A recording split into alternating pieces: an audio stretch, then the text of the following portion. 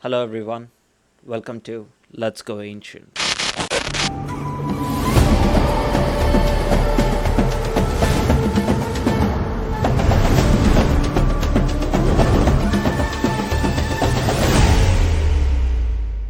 Today I want to talk about one of the darkest chapters of modern Indian history, the genocide and exodus of Kashmiri Pandits. While researching this topic, there were moments that genuinely gave me chills, and honestly, moments that brought tears to my eyes. Because this is not just a story about politics, it is a story about families forced to leave their homes, temples left behind, keys carried for doors that may never be opened. So I tried to make this story simple and clear. But during my research, there were three questions kept coming back to me again and again. Who? Why? What did they do? So let's begin. January 1990. A family locks a door they will reopen in days. Gods wrapped in cloth, a child's hand gripped tight. Slogans tearing through a valley that Kashmiri Pandits had called home for thousands of years. That night changed Kashmir forever. Over 100,000 people were driven out by fear, targeted killings, and collapsing security. Most never returned. What was lost went far deeper than homes. For thousands of years, the Kashmiri Pandits were the soil of the valley itself. This indigenous Hindu community anchored its life in the ancient Sharada tradition and Sanskrit learning, generating centuries of literary culture and philosophy from the banks of the Vitasta River. Their daily world was woven from a sacred geography, the healing waters of the Kheer Bhavani spring, the towering stone arches of the Martand Sun Temple, and the hilltop shrines watching over Srinagar. Everyday life was marked by the scent of saffron, family orchards, and the winter rituals of Herath. Generations lived in wooden kothis with intricately carved windows, sharing neighborhoods where families had known one another for centuries. Kashmir was not a mere temporary residence. It was an unbroken cycle of memory and ritual. This was not just migration, it was the breaking of a civilization's bond with its homeland. On March 23, 1987, the disputed state assembly election shattered the valley's fragile political stability. The systematically rigged polls sowed bitter resentment, leaving a vacuum that armed militant groups rushed to exploit. By late 1988, the Jammu Kashmir Liberation Front launched an armed campaign, and the old world peace of Srinagar began to unravel. Daily life hardened into a state of quiet terror. Typed posters appeared overnight on bazaar walls and home doors, ordering the Hindu minority to leave. Soon, the pressure reached directly into family homes through anonymous telephone calls and printed hit lists. Walking to school, heading to work, or simply sitting in a locked room at night became exercises in fear. The state stood by, unable to halt the spreading panic as ancient trust dissolved. On September 14, 1989, the quiet terror turned lethal. Tika Lal Taplu, a prominent advocate and community leader, was shot dead outside his Srinagar home.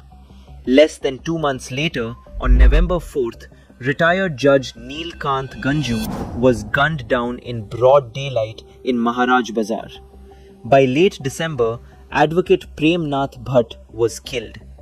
These were targeted strikes designed to paralyze. Between September 1989 and April 1990, assassins claimed more than 60 documented Pandit lives.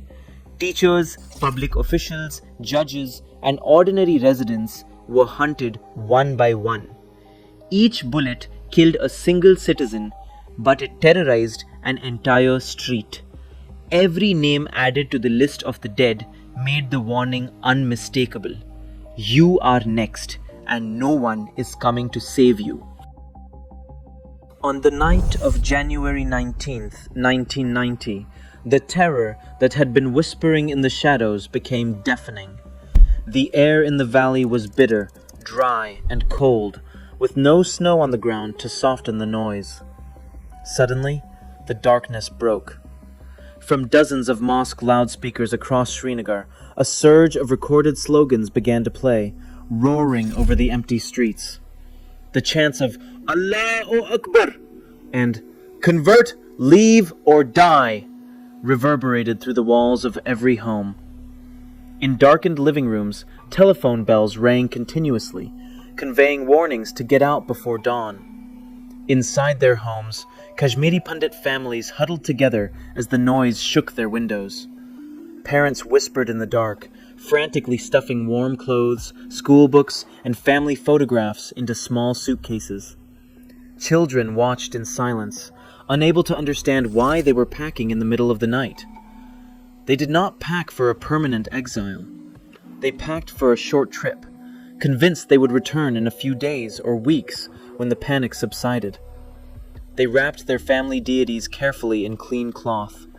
They swept their kitchens, left brass utensils on the counters, and walked out into the freezing air. Shrines that had stood for centuries were left unattended. The last sound was the click of metal as brass keys turned in heavy wooden locks. Those keys were slipped into pockets, small, heavy promises of a return that would never come. Outside, the quiet lanes gave way to a desperate, chaotic scramble. Families piled into trucks, overcrowded buses, private cars, and taxicab convoys, fleeing toward Jammu through the dark, icy mountain passes. They traveled in the shadows, hoping to pass unnoticed through the checkpoints. The winter wind howled against the windshields as the vehicles crawled along the treacherous highway, leaving behind ancestral lands and orchards. The road out of Kashmir was not a road of opportunity. It was a road of fear. Behind them, thousands of locked doors stood silent in the gray morning light, keeping watch over a civilization that had just been severed from its roots. For those who fled, the scale of this uprooting demands a specific, heavy term: genocide. Survivors and advocates point to the systematic, targeted killings, relentless intimidation, and the deliberate erasure of their community life as evidence of ethnic cleansing. In June 1999, the National Human Rights Commission offered an institutional witness declaring that acts akin to genocide were committed against the Kashmiri Pandits. The commission noted that a genocide-type design existed in the minds and utterances of the militants, even while stopping short of a formal legal declaration. Whatever word is used legally, the human reality is undeniable. A community was terrorized, uprooted, and scattered from its ancestral homeland. The mountain road descended into the sweltering plains of Jammu and the crowded lanes of Delhi, where the reality of exile began. In the makeshift canvas cities of Muthi, Nagrota, and Jagti, families of 10 were squeezed into tiny 10-square-meter spaces. The dry winter gave way to scorching summer heat. Long ration lines, waterborne sickness, and sudden unemployment redefined daily survival. Children studied on dusty floors under the canvas, while elders sat in silence, grieving for the cool breeze of the valley. This temporary escape hardened into permanent displacement. By March 1992, only 6,460 families remained in the entire Kashmir Valley. For Kashmiri Pandits, exile was not a journey to a new home. It was the beginning of a life spent waiting to return. In the decades of displacement, empty wooden kotis across the valley were occupied, burned, or sold under immense pressure. Sacred shrines fell silent, their stone courtyards overgrown with wild weeds as ancient family rituals faded from the daily air. For a new generation, born far from the cold wind of the valley, Kashmir became an ancestral homeland built entirely of whispered memories. These exile-born children inherited the names of mountain streets they had never walked, carrying the weight of a heritage they had never directly touched. A house can be locked, a temple can be abandoned, but memory does not leave with the suitcase. What happens to a civilization when its people remember every street, but their children know it only through stories? For decades, this uprooting was met with a heavy, deliberate silence. Political discomfort, lost police records, and competing narratives buried the tragedy, leaving old murder cases cold and files forgotten. Justice stalled as evidence vanished and aging witnesses passed away in exile. But remembering this suffering is not about erasing anyone else's pain. It is about refusing to let theirs be erased. For the diaspora, a true return cannot be reduced to symbolic gestures or simple nostalgia. Return means safety, dignity, and the physical restoration of stolen homes. It means protected temples, trusted communities, and the legal right to live without fear.